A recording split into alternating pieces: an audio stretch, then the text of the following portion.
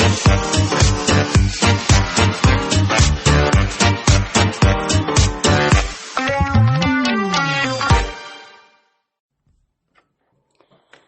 afternoon, you beautiful, baneful brethren bastards out there. I'm Stacy. And I'm Hannah. And this is Toxis. So, what's new and exciting in your world? We went over your disastrous fucking trip to Ontario last time. Yeah, it was awful. Mm-hmm. It's still awful. It haunts me. Yeah. Just kidding. I sleep really good. I'm not really bothered by it so much anymore. We were driving today and it was so quiet, and just out of the blue she went, Ontario! No, she didn't. I definitely didn't. She's having fucking flashbacks about it. Flashbacks from Nom? Yeah. But Ontario Nom? Ontario Nom, yeah. Vietnam, Ontario. Where is that? It's right next to Chinatown. It's next to Toronto. I just said Toronto like a stuck-up asshole. Fucking Toronto. Right?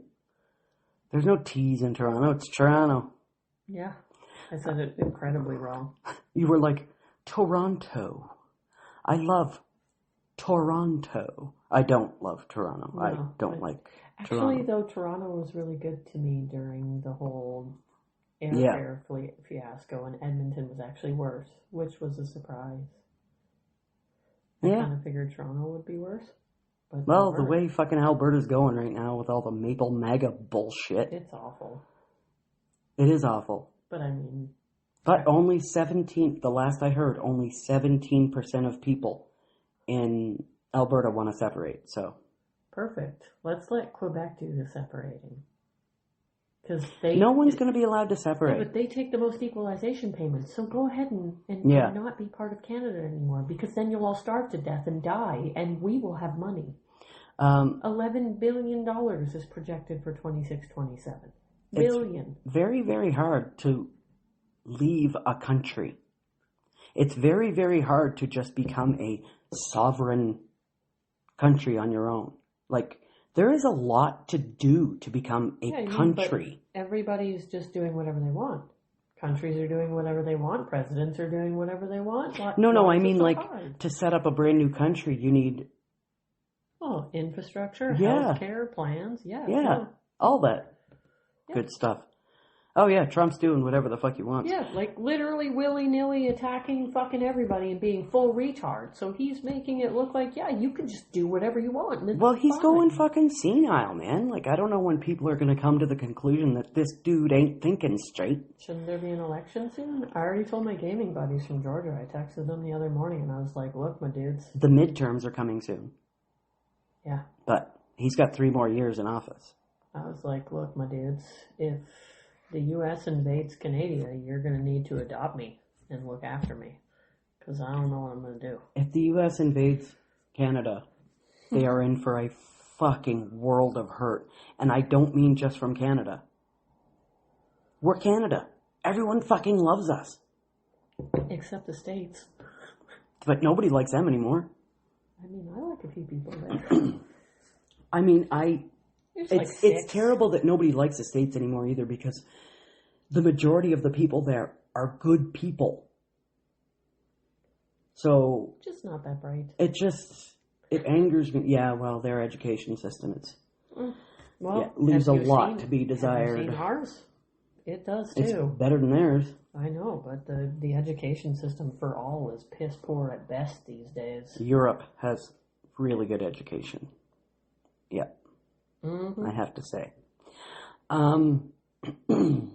So everybody's real up in arms about J-Lo. This dude, Cole, someone, at all the award shows, he does this.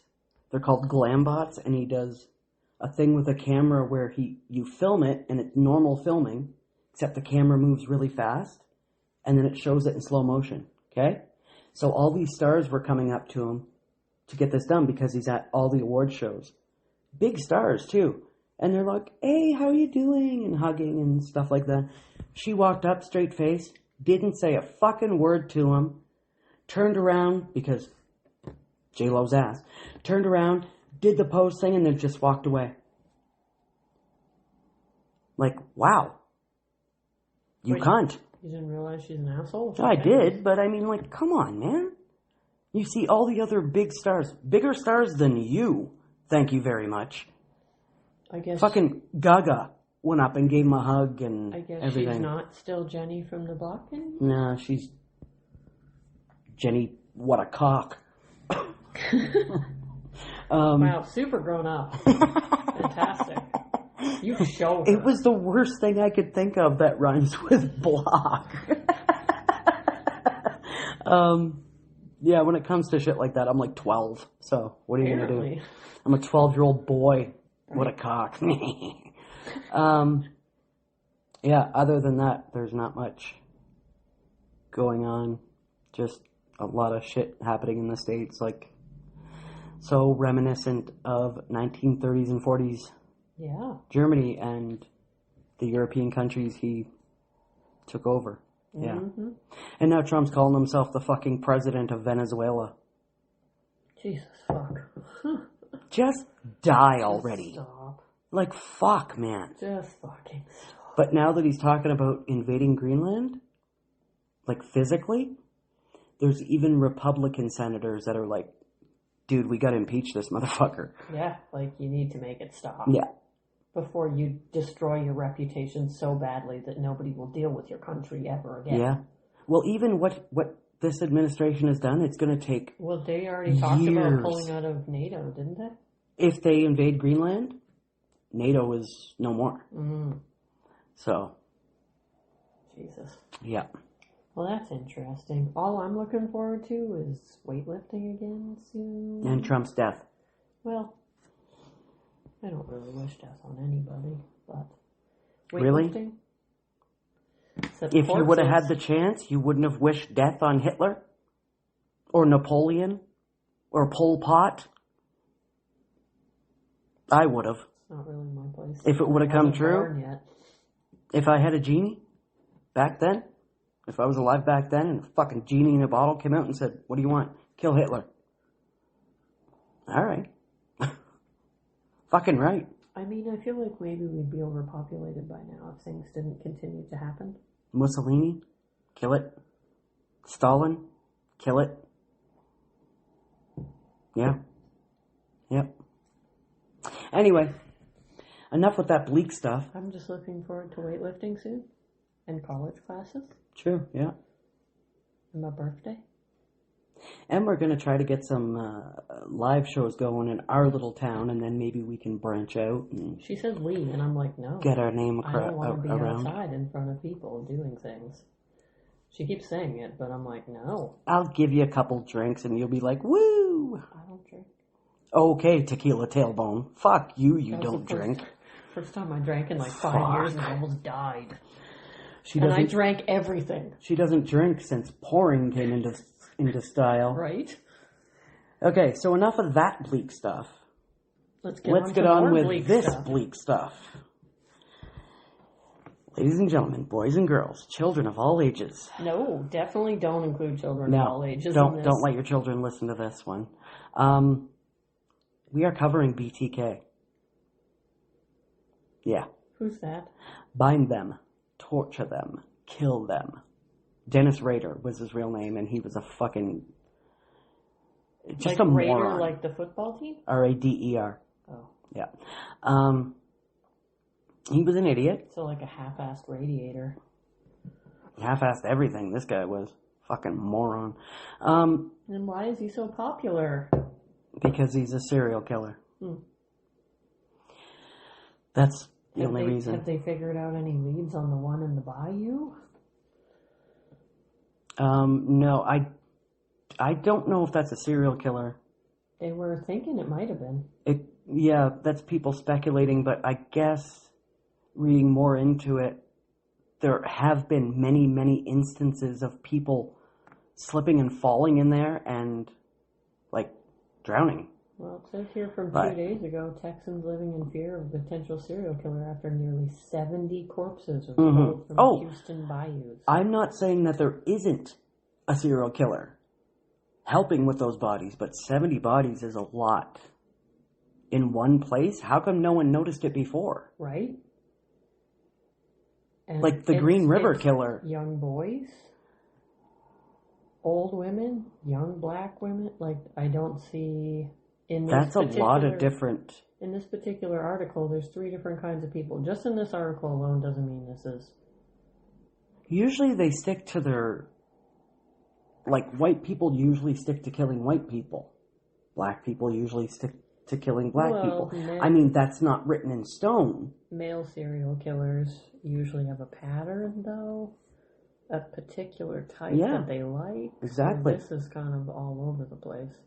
Like Jeffrey Dahmer, it was all gay men. 7 dead women in a month. See, all that right women. There is... Yeah. In a month, though. In a month. That's fucking... Hey, it says in here the math isn't mathing. It's catching on. So if they found 7 in a month, then this, if there is a serial killer, he is really fucking devolving right now. Well, yeah, that many? Just because they found 7 in a month doesn't mean they were put there in a month. I'd like to know how decomposed the bodies were. But they're in water too, so you can't really tell by that. Not really, no. So unless you can figure out time of death on all these guys, well, if it was bones, she could. Just saying. Yeah, she could. But yeah, some of them don't match, but 7 women in a month, just because they were found in a month doesn't mean... Get Kathy Reichs in there and she can do it. Right? She is bones.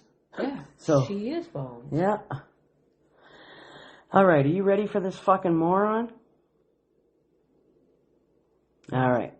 Pitter patter, let's get at her. This is BTK Part 1. Oh, who's that? That's me. Oh my god. On the left, I was like 14. You're chubby. Okay. I was not chubby. I weighed like 90 pounds. You got the baby. No, it was a butterface. I wasn't chub chubby. Going on. Okay, anyway, let's get back to this BTK motherfucker. Okay. Yes, I am an asshole. Thank you. Thank you for noticing. So, let's start this out by saying, as per John Douglas, do you know who John Douglas is? Yeah, the criminologist guy. The profiler, right. He was one of the first, arguably the first FBI profiler, that serial killers are among the hardest criminals to catch, as they don't know their victims intimately, and the crimes seem to have no motive. John Douglas made it his mission to crack the serial killer code, as it were, to find out why they perpetrated their crimes, how they chose a victim, and what kind of worldview they had. This absolute grime-filled dumpster fire of a human we'll be covering was no exception to the countless monsters that hunt humans for their own sick, twisted pleasures. Perfect. Douglas consulted on the BTK murders in 1979. At the time, Wichita police had no suspects. The FBI profiler told Lieutenant Bernie Drawatsky, I think that's how you say it, quote, BTK's ego would eventually lead to his downfall, and John Douglas could not have been more on the mark. Of course, this would take place decades later. Tuesday, January 15th, 1974. We're in the Wayback Machine. Like before the DeLorean? Mm-hmm. You said January? Yeah. February. January 15th, 1974. It was a Tuesday. I looked that up. 2 days ago. It was a Thursday. Oh. Huh. 803 North Edgemore Street, Wichita, Kansas. Just before 8 a.m., life in this city would never be the same again. Dennis Rader was driving his wife to or from work on a cold, icy day when he spotted his first victim, a dark-skinned woman with 3 or 4 kids getting into a station wagon. Who knew why he began fixating on her? Rader himself could never explain why he fixated on the people he did.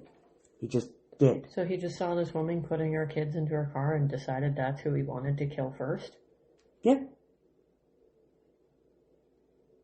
Yeah, I know. How old is he? I know. At this time, he would have been 1974. He would have been in his late 20s, early 30s. So he never thought about it before then?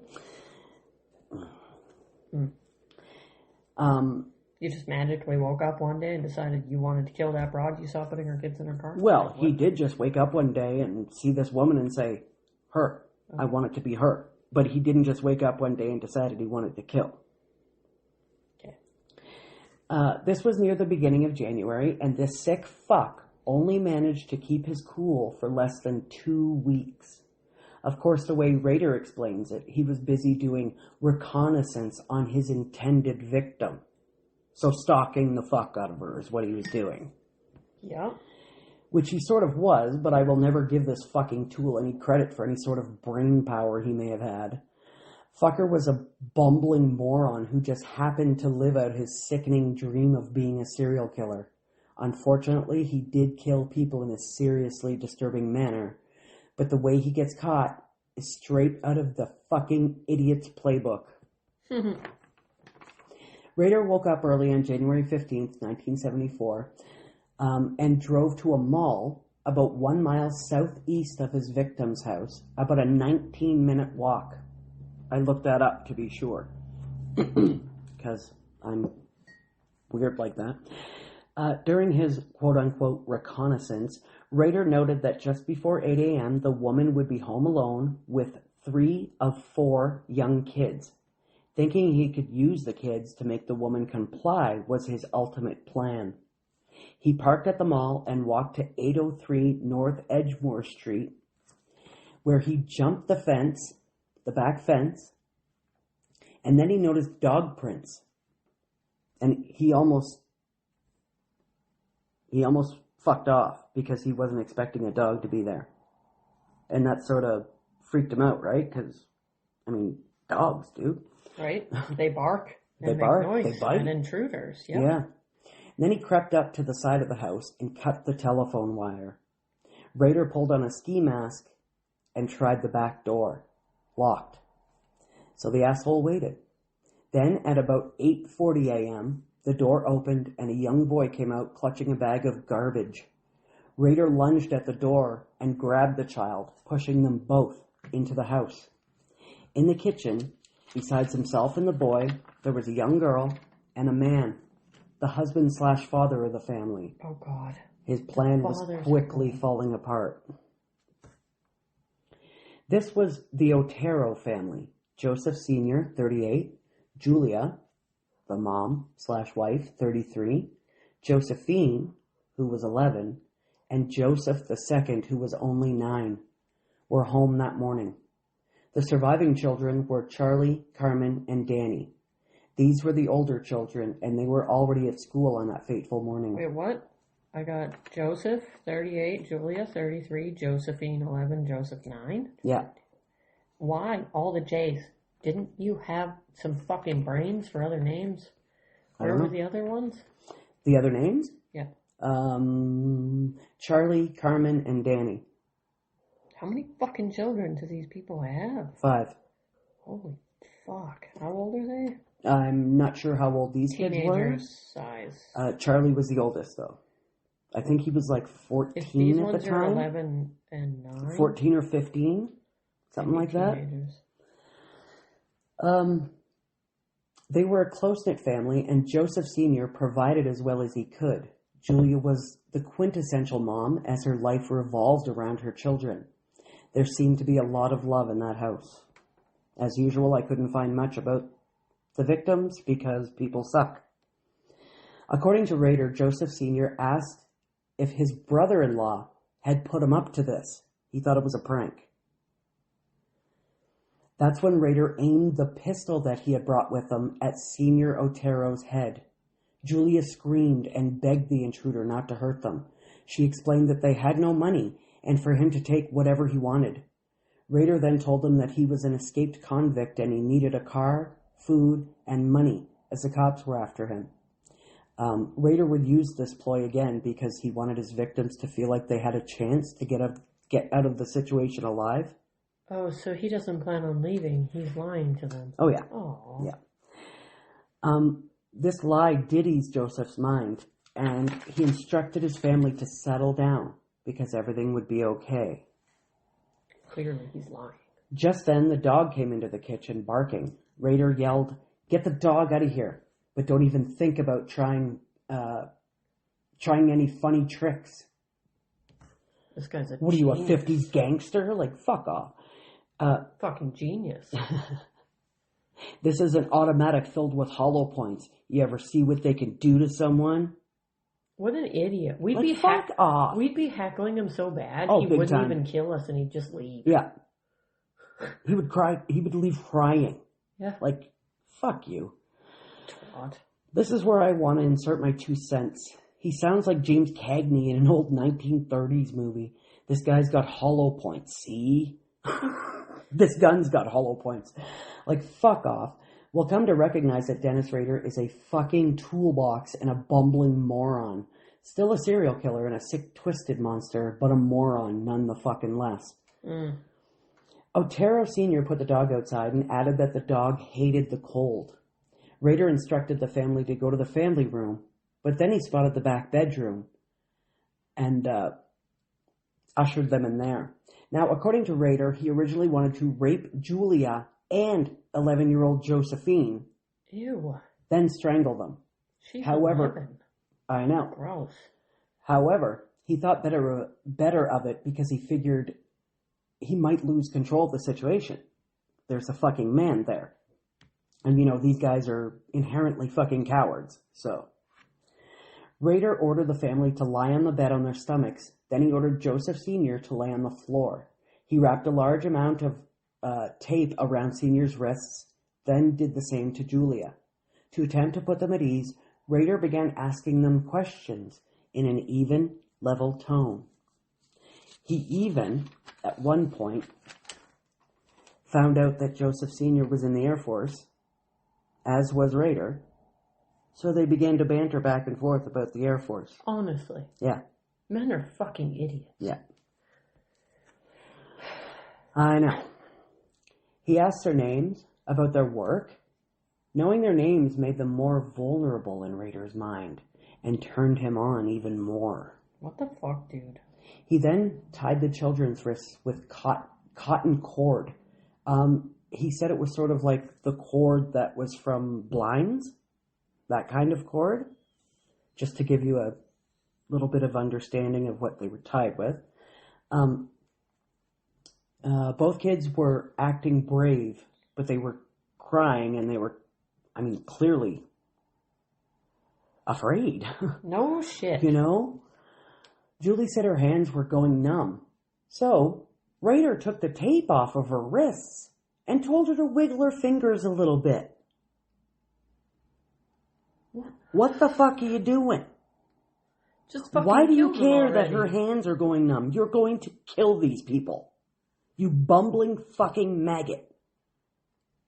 I'm so confused. Like, what the fuck? He then tied her back up with cord. Then Joseph Sr. had to move a little as he'd recently hurt his ribs in a car accident. Rader took the tape off of them, let him move, then retied him with cord. What are you doing, man? I don't know. Can we get to the part where they die? Fuck. I'm already annoyed. He then tied Senior's feet to the bedpost, then moved on to gagging them all with strips of pillowcases that he'd found at the Otero house. While gagging Josephine, he apologized for pinching her hair, for pulling her hair while he was tying it. You were the shittiest serial killer ever. Rader then found the car keys in Joseph's jacket pocket while Julie told him to just take their typewriter. That's the only thing they had of real value. Well, typewriter in the 70s, right? That would be pretty valuable, I guess. Probably bought it for the kids for schoolwork and shit, you know? Yeah. This is 1 year before I was born. I know. So, that's why I'm fuck. like, what the fuck? Typewriter? What? Yeah. Then the would-be killer walked out to the family room, cleared his head for a minute, then went back in to complete the fantasy. Okay, Seriously, what's the fantasy? He wrote this. I walked out of the room to clear my head. Fuck off. Who do you think you are? Did you go back in and make them breakfast? Yeah, fucking moron. He pulled a plastic bag over Joseph Sr.'s head and looped a pre-knotted cord around his neck and pulled tight. Then Rader did the same thing to Joseph Jr. Sr. was yelling, "What are you doing?" over and over, his voice muffled because of the bag. Then shit really started to go down, because the family now knew that this piece of shit was actually going to kill them. So, of course, panic ensues, right? Rader ordered them to shut up and puzzled why this was happening, when it never happened like this in his detective magazines. You fucking idiot. Because you're fucking it up. That's why it's happening. You know, the things in your detective magazines, they're made up. They're not true stories, you fucking idiot. Well, and you're fucking it all up. Mm-hmm. Mother and daughter were screaming, pleading for this monster to take the bags off of the man and boy. So, Rader took the bag off of Joseph Jr., and the boy's eyes were closed, but lightly fluttering. Senior had chewed through his bag, and there was a vomit on his face, but he was breathing. Then Rader produced a length of rope from his pocket and made his way to Julie, who started screaming again. He wound the cord around her neck and began to strangle her. Josephine cried out, "Mommy, I love you." He made sure to put this in his confession and everything too, by the way. And in his journals that he keeps, as we'll find out later, fucking idiot. Rader said, "Be calm, she'll pass out soon. She's just going to sleep," he told the little girl. Soon Julie's eyes were closed, and Rader removed the rope and placed it around Joseph Sr.'s neck and pulled it taut. Once Sr.'s eyes were closed, Rader then used the same rope to strangle Josephine. So he's only strangling them until until they're passing out. So they're not dead? No. As her eyes fluttered closed, he noticed Julie's head was moving, the mom. Asshole Rader said he made a clove hitch, which, what the fuck? You don't have to tell me what kind of knot you made. You're not smart for making a clove hitch, you fucking idiot. I don't know what it is, but many people fucking do. Wrapped the rope around her neck, and before he had a chance to tighten it, Julie said, quote, "May God have mercy on your soul." And at the moment, he said that he thought that was such a weird thing to say. Like, it was so trippy for her to say that. Idiot. Oh, that's a clove hitch. Huh, cool. Okay. Yeah. It's a very, very plain, shitty knot. Yeah. Yeah. He couldn't stand to watch Julie's face while he killed her, so he put a pillow over her face. Next, he turned his evil attention to little Joey, whose body was twitching. Rader found a couple t-shirts and put them on the boy's head, then placed a plastic bag over his head and tied it with rope around the child's neck. He picked Joey up and brought him to another bedroom so he could watch the boy suffocate. Okay. So there was a chair in this room.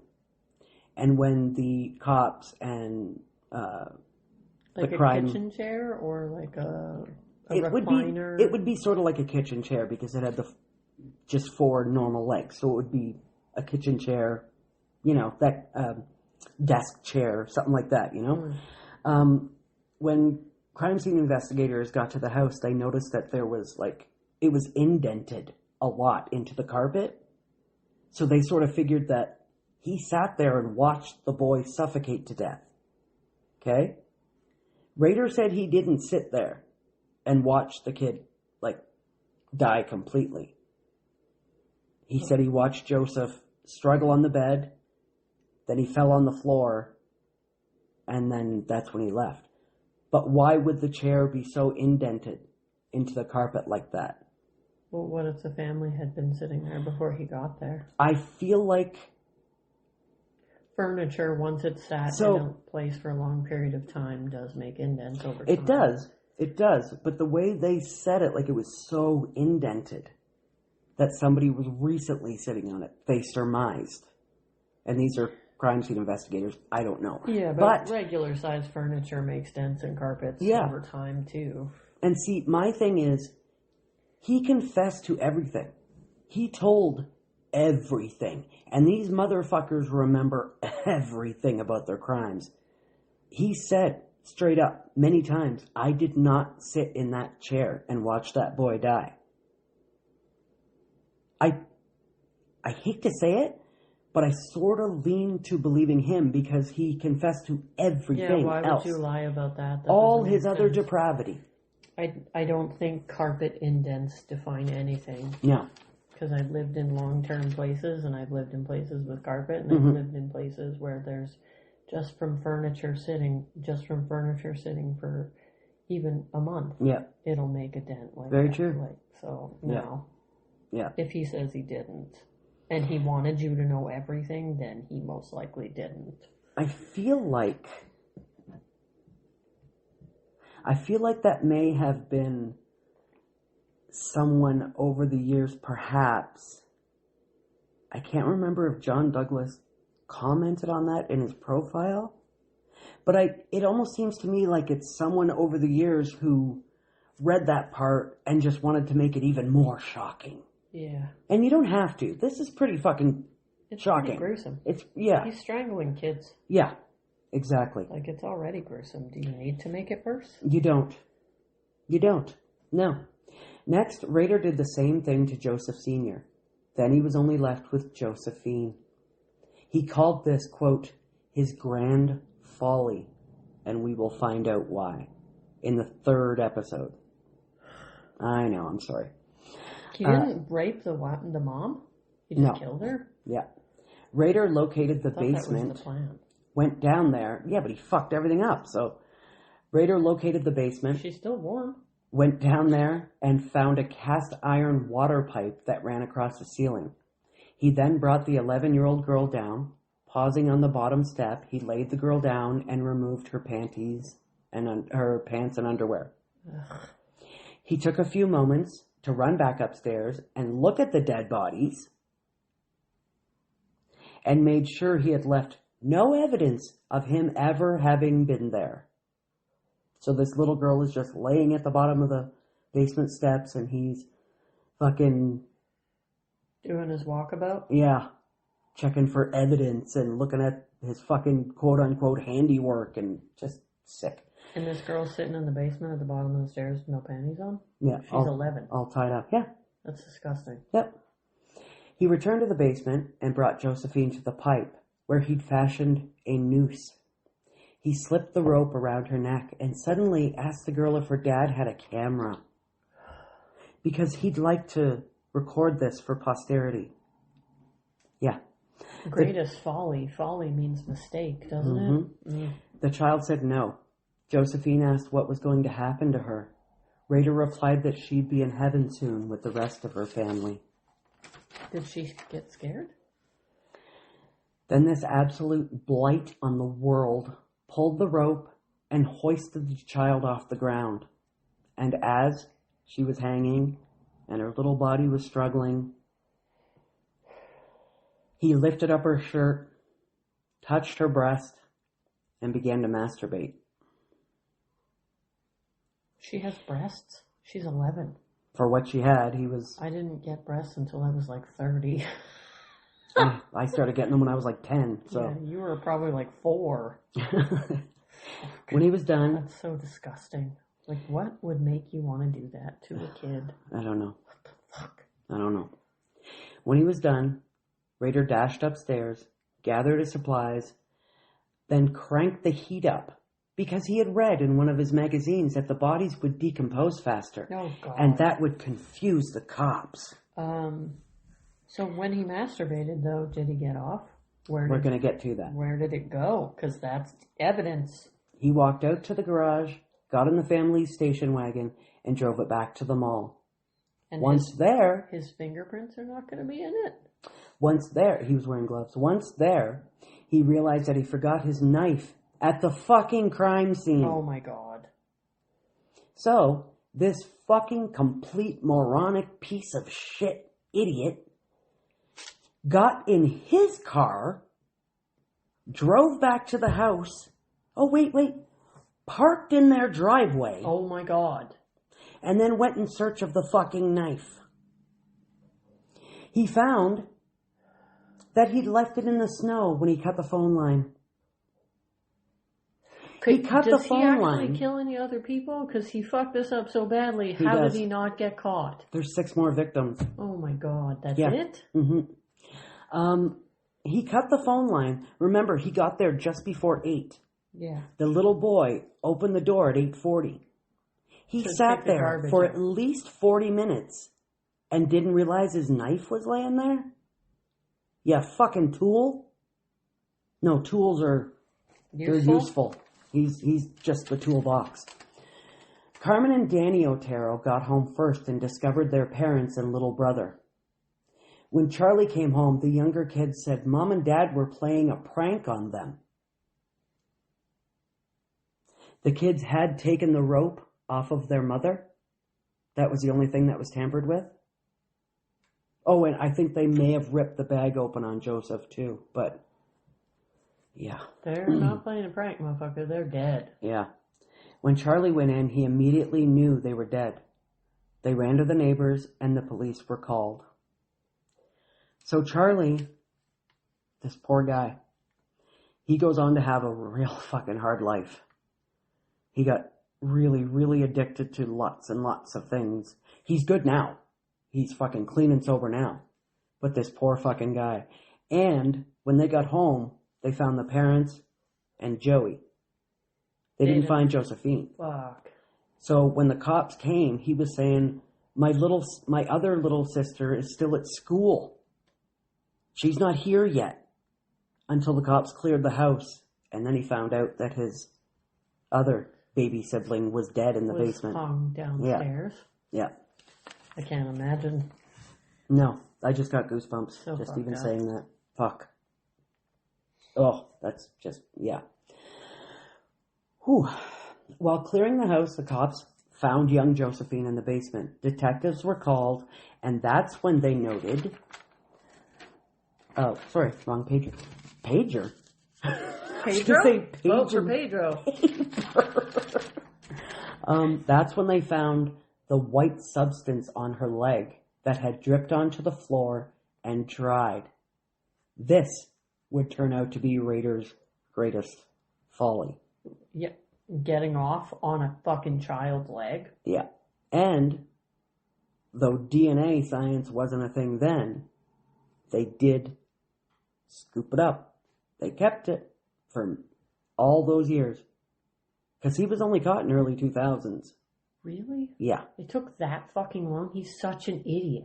Well, what we're going to find with this dude is that, unlike most serial killers, he can take very long hiatuses between killings.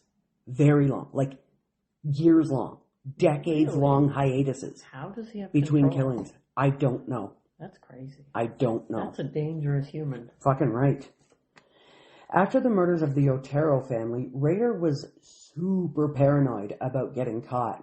No way! He burnt all of his disgusting writings and bondage/killing drawings that he'd done over the years, all his detective magazines, and he hid the clothes he'd been wearing at his parents' place in the hen house.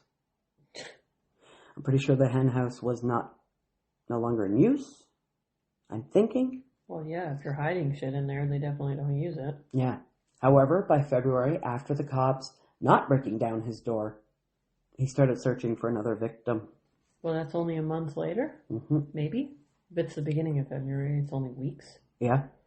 Then, in March, while going to lunch with his wife, Rader saw a pretty young woman on 13th Street. This woman was Catherine Bright, and she would, unfortunately, be Dennis Rader's next victim. So, 4 victims in the first one. Well, what's this girl's name? Yeah, mom, dad, 2 kids. We're not going to get to Catherine in this part, though. The next part. What's her name? Catherine Bright. Well, her future ain't so bright. No. Now let's talk about this pile of shit a little bit.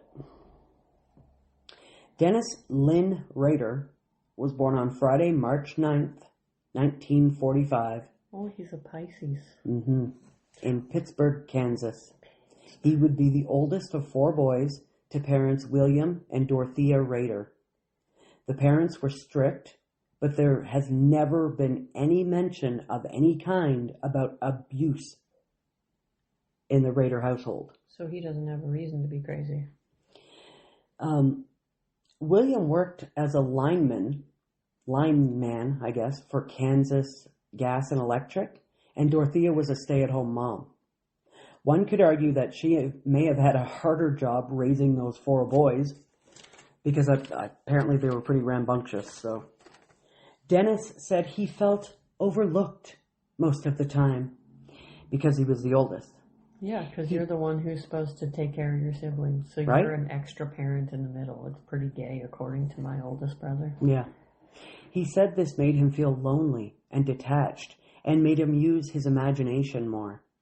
This, by all accounts, would turn out to be a bad thing, as Rader, from early in childhood, began to have very dark thoughts and fantasies. When's he killing animals? He, at one point in his childhood, he became enamored with his mother's slips. He loved the feel of them. He even he got turned on by his mom. That's weird and gross. Yep. I like the feeling of that material too. It's called silk. Yeah, but Or that satin. material doesn't make you think, oh man, I'd love to tie a woman up while she's wearing this. Or no, it makes me feel cozy in bed. Mm-hmm. It's very breathable too, very cool. Like keeps you cool. Yeah, satin. Although I'm about as cool as I can get, so. Oh God. I didn't mean that. I'm not conceited that way. I'm just your everyday cool. Yeah. That's questionable. Fuck you. Neighbors recalled that Dennis was just a normal, regular boy. However, he later claimed that he would hang, strangle, and torture small animals like dogs, cats, there it is, squirrels, birds. Yep. He even learned to make real nooses at a very young age. So did I. But I didn't kill anybody with them or any animals. But I made them as keychains. Yeah, I find them to be, this is probably going to sound terrible, but I find them to be really cool decoration. So I might get a rope and get you to make me a fucking noose. Yeah, keychains. No, I want like a real noose. I want, not a real one. I want it smaller. But they're really easy to make. You know. I used to make tiny ones for keychains and bracelets and stuff. That's cool. Now, being just a child at the time, Rader could not have nor did he understand these compulsions and fantasies. He did realize that the power and control he had over these poor animals gave him a major rush and filled some unknown void, apparently. By the time he was a teenager, Dennis was fantasizing about hanging or tying up girls from his neighborhood or from school. He began to draw sketches of females in bondage and or hanging with gags in their mouths. His fantasy soon became a full-blown obsession. He soon began to steal women's bras and panties off clothing lines and shit like that, and slips, and would then don these garments and bind himself in his bedroom or empty fields near his home. This got him off. Okay, Ed Gein. He would take pictures of himself doing shit like this. Super weird and gross. I'm weird. And he had this weird white mask. Like, you can look up pictures and shit. This weird white mask with, like, over-accentuated fucking eyelashes and really bright red lipstick on it. And he would wear those. The dressing and girl in the pictures and strangling shit. Himself and masturbating is an Ed Gein thing to do. It's pretty gross. Yeah. Yeah. Well, he did. We'll get into that. Yes. Religion played a huge part in Rader's life.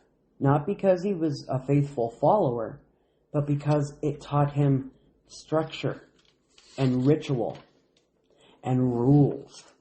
Yeah, see, it's like weird, gross doll masks. Yeah. Yeah. See what I mean about the accentuated eyelashes and the bright red lips and... Yeah. Just so fucking weird, man. I don't know why Spider-Man one's coming up. Yeah, super weird. I don't think he wore that. I don't think Spider-Man wasn't a thing yet. Yeah, so he liked the church. You heard what I said, right? Because of the rules and structure and ritual, and he was very, very big. I think I accidentally took a screenshot of that. Let's get rid of that shit. Nightmare fuel. He was very, very big on structure and rules, as we'll see.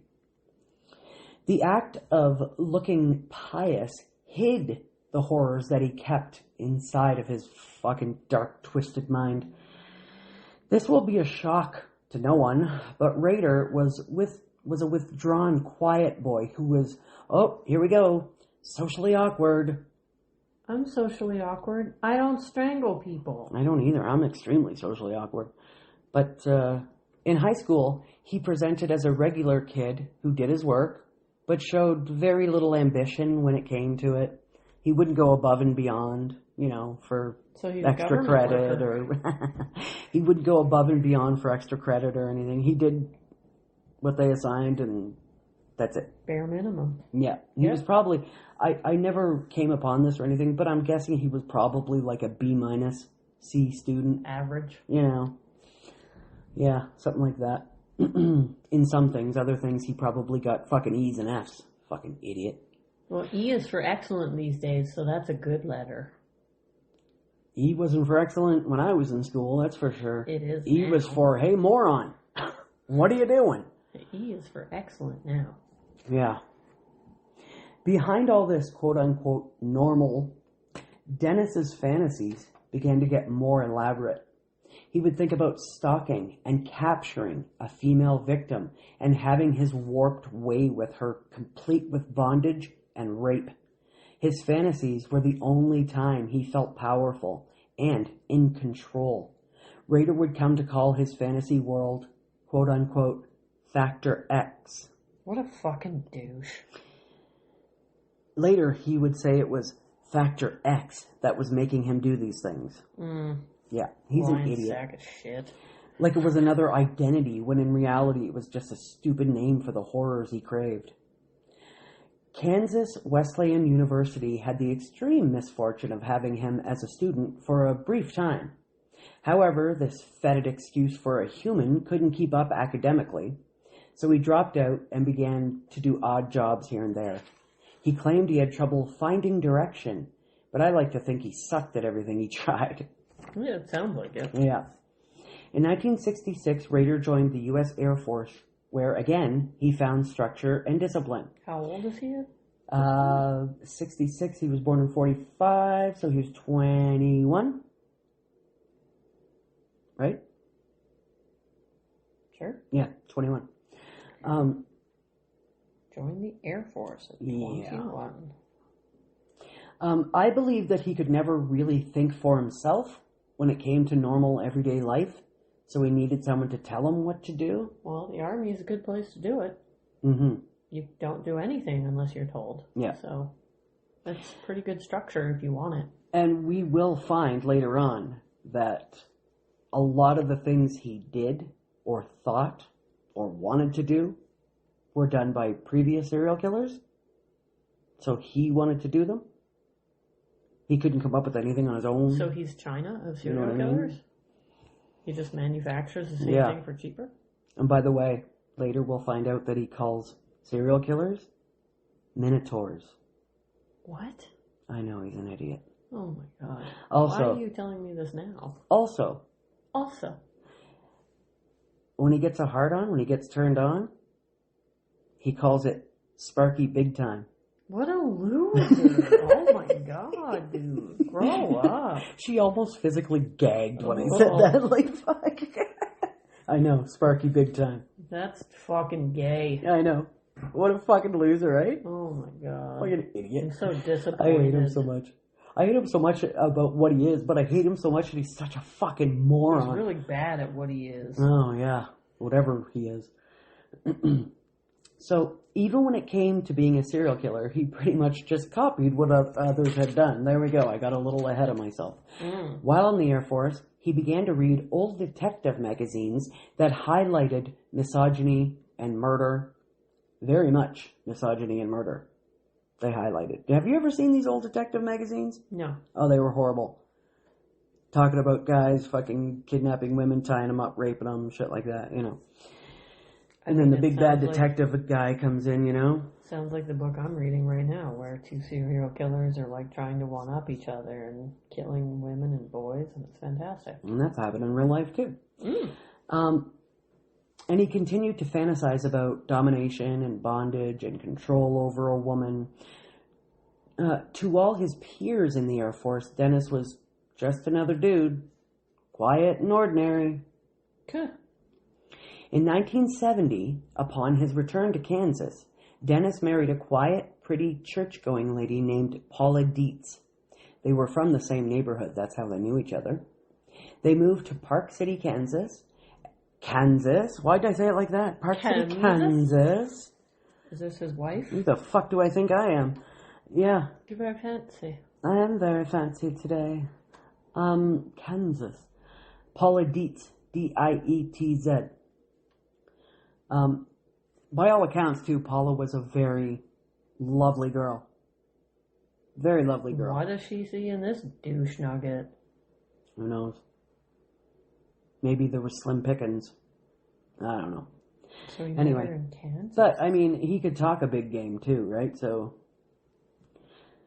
they were from the same fucking neighborhood. So, Rader held a myriad of jobs, including installing alarm systems in people's homes. No way. How's that for irony? Right? Yeah. Did he kill any of the people he installed systems? I don't think so. Fuck. I don't think so. That would have been intelligent. Yeah. Marriage and domesticity provided him with respectability and stability. However, the horrendous fantasies and yearnings persisted. Now we've covered Rader's childhood, adolescence, and early adulthood, and we uncovered no abuse, no trauma, no major event of any indication of a brain injury that may have pushed him in the direction he went. The torture and murder of animals, the abhorrent fantasies, dressing in women's undergarments, this, to him, mysterious Factor X, where did it all stem from? Does this prove that some people are just inherently evil? Or are these kinds of monsters' brains just wired differently? Well, I mean, there's... So much can be said for it, right? If there's nothing showing, no signs, no household, no mom and dad beating the shit on me or fucking me while everybody else is sleeping at night, like what purpose would you have? I don't know. Do we get his brain in science?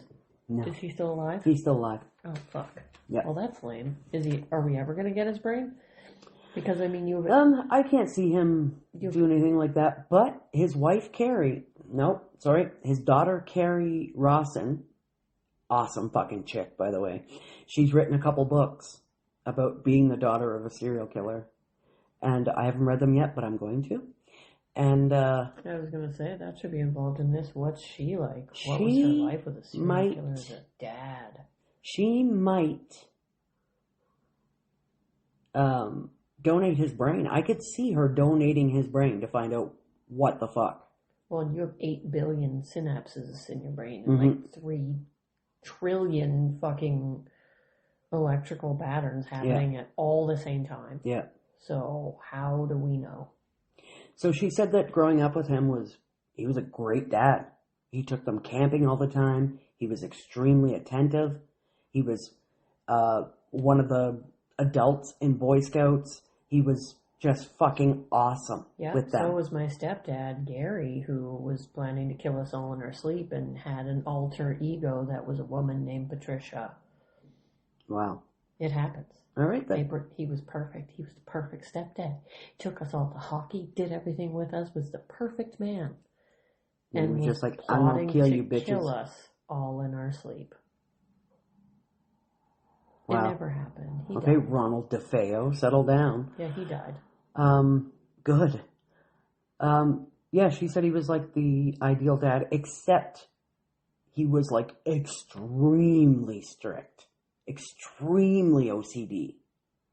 And you would get in big shit if you left, there's a sock on the stairs, kind of a thing.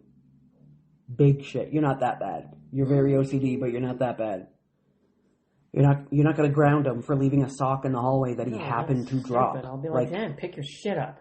Exactly. Yeah. But, yeah, he was... And though they didn't know it at the time, he was quite abusive with his wife. Though she didn't know how to recognize that at the time. As far as she knew, not physically abusive. But now that she knows so much, he was extremely abusive to his wife. Verbally, mentally, that kind of thing. Emotionally, spiritually. And he did... She has an older brother named Brian. When he was a teenager, Dennis got so mad at him that he jumped up and grabbed him by the throat and was, choking him. So, there's that. But I don't know if that's an indication of, oh, fuck, my dad's a serial killer, or if that's just... an angry-ass man? Yeah. It's hard to tell. Mm-hmm. Yeah. The line is so fucking fine. Yep. Very true. Where the hell was I? I don't know. I distracted you with la, all my la, la, la, la. Okay, here. By 1974, Dennis was prowling through neighborhoods in his car. He'd sit for hours just watching women, taking notes about their comings and goings, and paying attention to their routines. These he would come to name were his quote-unquote projects. His projects. Fuck off. With every woman or girl that he focused on, the fantasies grew stronger. Soon the fantasies would turn into urges, and the urges would turn into horrible, detestable murder, as we just read about. Meanwhile, Paula thought they had a pretty good marriage. Her husband was structured and rigid, but he was also very attentive. They attended their Lutheran church every week and took part in their activities, like outside activities, fundraising and shit for the church and shit, So he was really covering his ass. But I'm so normal. I'm such a pious person. Gross. He was a hard worker, and he maintained their home with a sense of pride. Like, he was very meticulous about the lawns and gardens and what have you. Not once did Paula ever suspect Dennis of such cruel depravity. Soon Dennis upped his game by breaking into houses and stealing little mementos and, of course, women's undergarments, which he would then dress up in and bind himself with a bag over his head or hanging and then take photos. David Carradine, grow up. Right? He kept these quote-unquote trophies in boxes and put them in his, you ready for this? Put them in his hidey hole. His hidey hole? What are you, 6? Right? He's such an idiot. Is it under the floorboards in your bedroom? He's such an idiot. And every time he wasn't found out, he believed Factor X was protecting him and spurring him on. That's so stupid. In 1975, Dennis and Paula welcomed their first child, Brian. In 1978, Carrie, a daughter, and by all accounts, namely Carrie's, Dennis Rader was a very good father. What, they're only like a year apart? Back to back? Or? He was born in 75. Oh, so a couple years. Yeah. 3 years. 3 years, yeah. Though he was strict and demanded discipline. Becoming a father further cemented the act of being a stand-up citizen, right? As it would. Look at me, I'm going camping with my kids again, What a good dad. Yeah. Who knew he was fucking...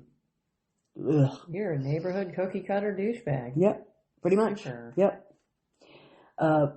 The compartmentalizing he had to do seems almost impossible to me. Like, I can compartmentalize, but holy motherfucker. That's wow. That's on a new level. I don't want to kill people also. He still fantasized and acted out his scenarios of bondage, however.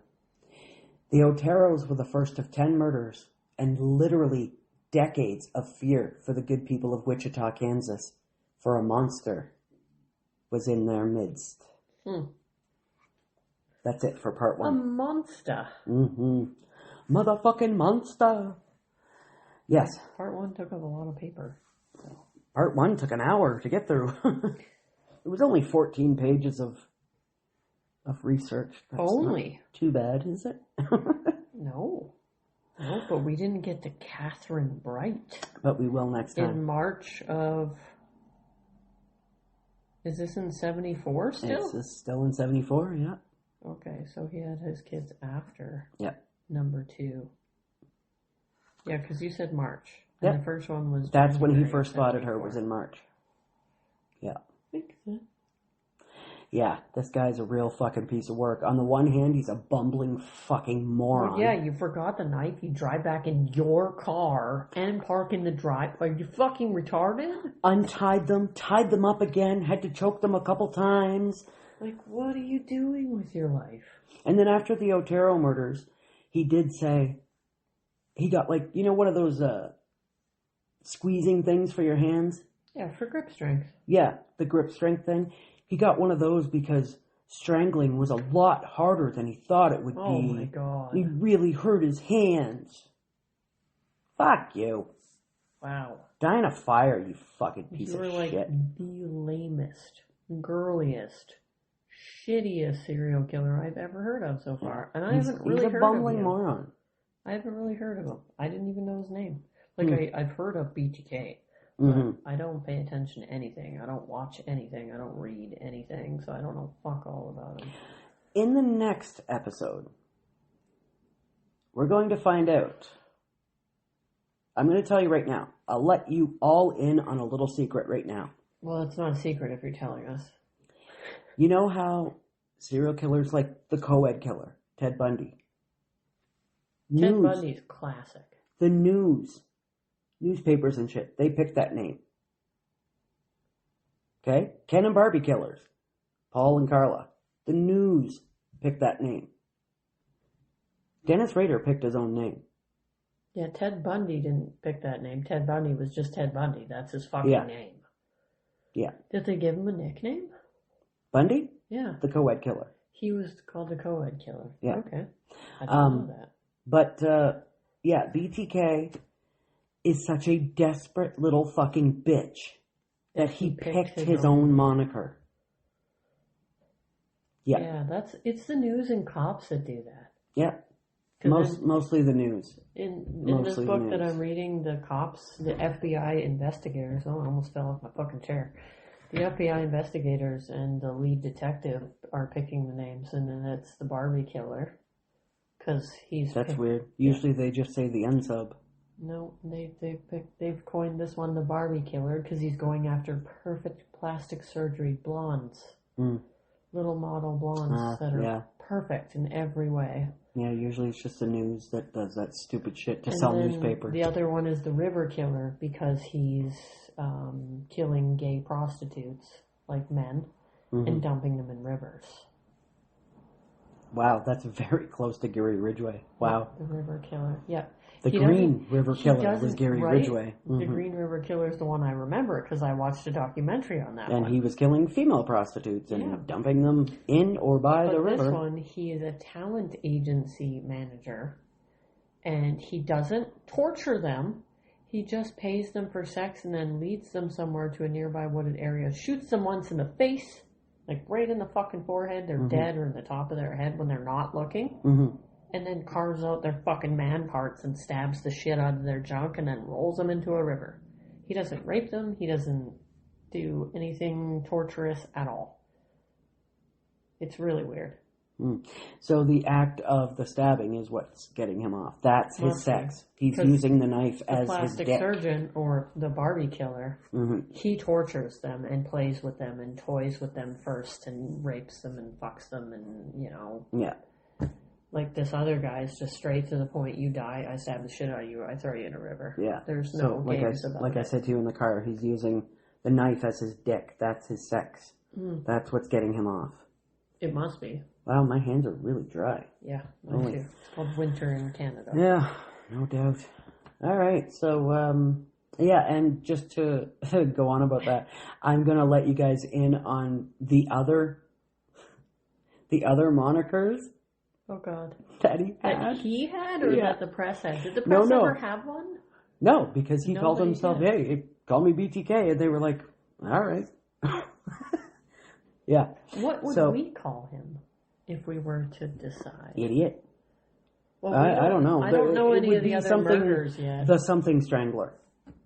It probably would have been like the Wichita Strangler or, the Family Annihilator or, I don't know, something like that. The Wichita Strangler sounds pretty normal. Yeah. But yeah, some of them are pretty fucking cringe, my friend.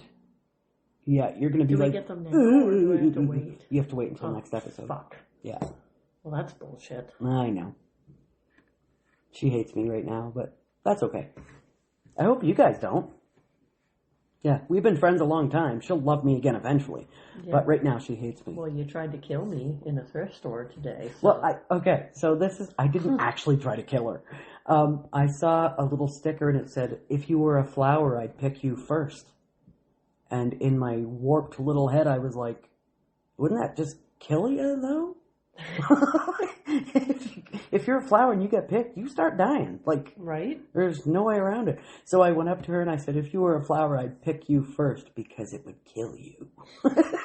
And we're at the register where two ladies are counting cash. And then there was the annoying lady at the book section. I had to leave the book section because she kept taking everything I said so seriously and eavesdropping, and I was so fucking annoyed I went to the close. Her breath, too, was some of the worst. That's one of the worst smells I've ever... Halitosis, perhaps? That goes beyond halitosis. She wouldn't That's stop like talking camel and mouth. interjecting and listening, and I was just immediately annoyed and no longer wanted to look at books. Yeah. So I went to the close. So I said to her, just in case somebody comes looking for true crime, I said, Anne Rule is true crime. And she goes, oh, Anne Rule's always up there with the novels. And I'm like, but Anne Rule doesn't write novels. Anne Rule is true crime. And she was like, oh, okay, good to know. She had no idea what she was talking about, and she was annoying and eavesdropping. Yeah. And, talking. And it was like, I'm not talking to you, I'm talking to her, so fuck off. Breath, man. I don't know if you got a whiff of it. I didn't get close enough to her because I immediately was irritated by her voice and her interjections in a conversation that was not hers. Yeah. So, yeah. I don't know if you really want to get caught up in one of our conversations. No, don't stick your face where it doesn't belong. No, because you're either going to have your feelings hurt or you're going to walk away a little bit traumatized because of what we may be talking about. Exactly. Yeah. Just like that guy in the airport that was calling me dumpster trash or some sort of something. I don't know. And it was like... Because when Hannah and I talk to each other, it's like, hey, what do you think of this shirt, you fucking whore? Shit like that. Shut up, you fucking slut. Mind your business and stay out of that. So you're going to get your feelings really hurt because we're going to be like, what are you talking about, cunt face? I prefer fuck face, but yes.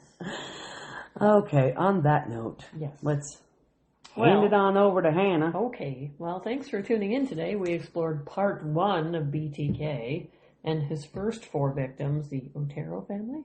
And never forget, he's a fucking moron. Yeah, Otero. Yeah. Mr. Joseph, Julia, Josephine, and Joseph too. They really had no fucking brains about the names of their children, so I mean that might be why.